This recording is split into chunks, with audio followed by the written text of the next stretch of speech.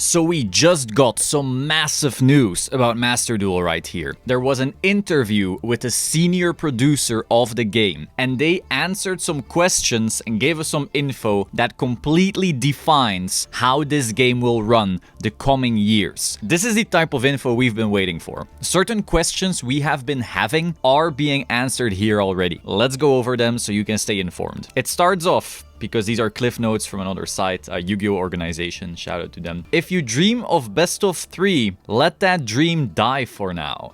Okay, that is quite the opening statement. Okay, Master Duel officially went into production during spring 2019. So Master Duel was in production for roughly 2.5 years. It's quite short for a game, but it also explains why certain things are still, not perfect, especially on the language translation department, but okay. Considerations for producing something along the lines of Master Duel began immediately after the launch of Duel Links. That also makes sense. Duel Links was super popular. Duel Links was designed to be easy to play on mobile platforms, meant to increase the number of Yu-Gi-Oh fans and card game players, okay? Master Duel was designed as a game to let duelists take things to the next level. So this is already very important in my opinion. The fact that they see Duel Links as the more casual, easy to get into type of gateway, and Master Duel as that next level, means that they definitely didn't intend this to be the easiest casual experience. And we've spoken about this on the channel before. Check out the other videos if you're interested in that. It's interesting that they're self-aware about that, though I think many people would still agree that it would have been ideal if they had a little bit of both.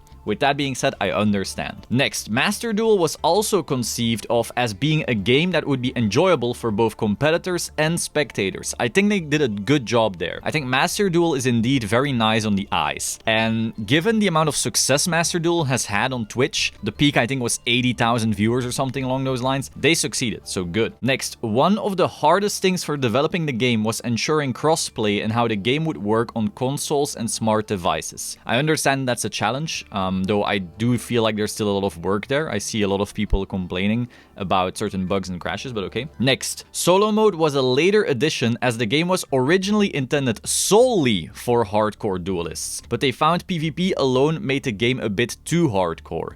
Okay, that also makes sense. Though then you ask the question, do they add even more casual stuff, or are they now gonna just triple down on that hardcore stuff? I'm not sure. I enjoy the hardcore stuff, but not everyone does. Next we have, since Master Duel is intentionally international, the game will have its own forbidden and limited list, separate from the official card game and trading card game. So this is huge. Like all the stuff we've seen so far, okay, whatever, cool to know, okay. But this is an important confirmation, because some people were saying, oh, this is the OCG ban list. And that's not true. Some people were saying, oh, maybe they'll adapt the TCG ban list. I also thought they would eventually add those ban lists. It seems that their goal is not to do that.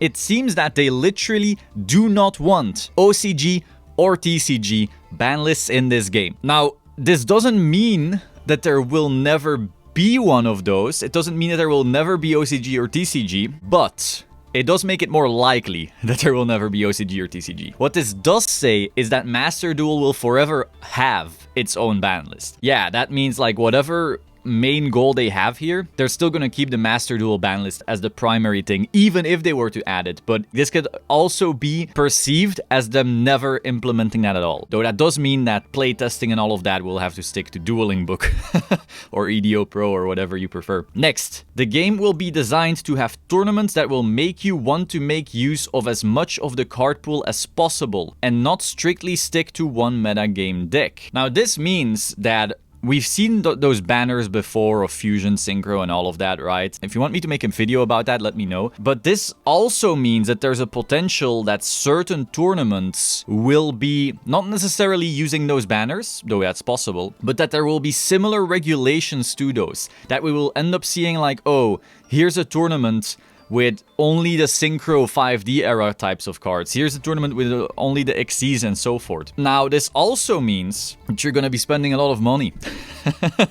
Because one thing I noticed in the Ultra card pool, it's not just the best cards that are Ultra, because that would mean only new cards are Ultra. It's also the best cards of their respective eras that are Ultra. So if you want to make like the best Synchro era deck, you're still gonna spend a shit ton of gems. If you want the best Xyz era deck, you're still gonna spend a shit ton of decks. If you wanna build the best GOAT format deck, you are gonna spend a shit ton of gems. Morphing Jar is an Ultra. I'm just saying. So they clearly designed what is Ultra and what isn't, so that it is expensive no matter which era you choose. And we also see this, right, in the Hero deck having so many URs, the Blue Eyes deck having so many URs. They are trying to ensure that no matter where you're trying to build a deck for, you will go through your resources. And so if we do end up getting these tournaments, where it's like, oh, this one tournament is, you know, hardcore meta, Tri-Brigade, Drytron, Eldritch, all of that. Oh, this other tournament is go ham with your Xyz stuff. But then suddenly, you now need to build like a full-fledged Xyz deck from that era with all the URs from back then. It's gonna get expensive. It's gonna get really expensive. Next.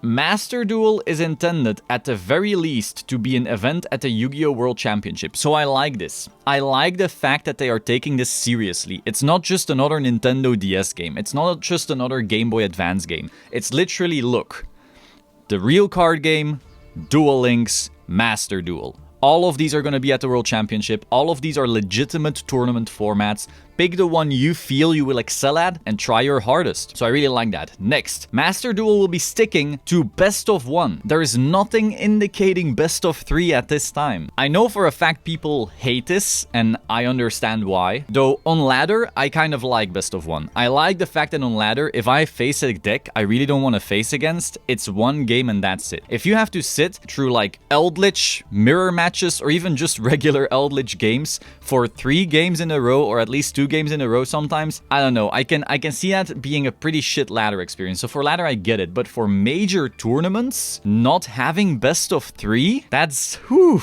I don't know about that. Yu-Gi-Oh! Is very based on your opening hand. You know, people always say, oh, Yu-Gi-Oh! Is less luck-based. You know, it's all about the skill. It's less luck-based. And yeah, there's a high skill ceiling, but there's also a shit ton of luck. You have no mulligan. You draw your first 5 and that is it. You also don't have many turns, so it's not like you have a high deck velocity, which means you go through your entire deck, which decreases the amount of impact variance of the draw has. Yu-Gi-Oh! Is literally your first 5 and get fucked if they suck.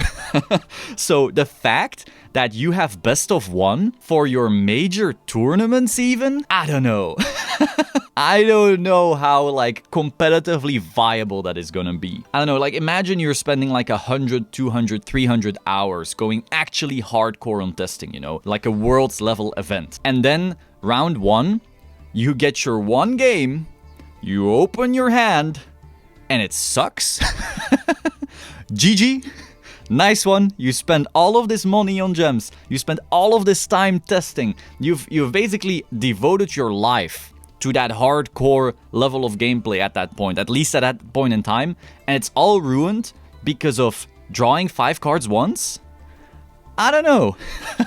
I don't know about this one. And then finally, and this one is also very important, the game is intended as an esport. I think this is really important. I think it is absolutely crucial that card game creators start taking the potential of esport more seriously. If you want your game to be viable as a, you know, seen as a sport almost seen as chess and so forth. If you want it to be actually prestigious to compete in these games at the highest level, you want to be looking at things like League of Legends. Of course, League of Legends and all those games are bigger. You know, they are more easy on the eyes, more easy to understand. Even someone who isn't into League of Legends can turn on the TV, they can turn on Twitch, they can turn on anything, they can watch League of Legends and have a good time. It's a bit harder with card games, but with that being said, getting esports organizations, esports events, and all of that into your card game is, in my opinion, crucial for the long-term viability of your game. And so the fact that they see this, that Konami sees this and says, okay, we want Yu-Gi-Oh! To be a legitimate esport, I think is really important, because it also means that they're gonna have to ensure that their game is actually good.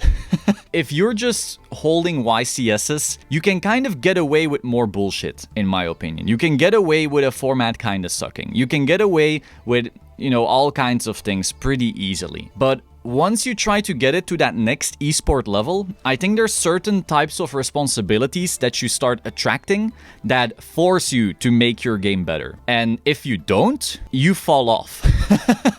If you look at Overwatch, or you look at any, you know, game that didn't properly implement their esports, they tend to fizzle out more easily. Whereas something like League of Legends, which is a incredibly massive esport, clearly, you know, gets a lot out of that. So I think the fact that they take this seriously as an esport is good. Now, of course, we want to see certain improvements, blah, blah, blah. But that's a short-term thing. Whether something breaks week 1, 2, 3, 4, 5, I don't care. I care about the long-term vision and how far they're willing to go. If they call it an esport, good for them. I hope they follow up with that because I do think it's crucial for the longevity of the game. So yeah, overall, pretty excited. Pretty cool to read all of this. Though the best of one, I don't know about that. I don't know how long they will be able to stick to their guns on that one. With that being said, be sure to like, comment, subscribe, and I will see you soon. Ciao.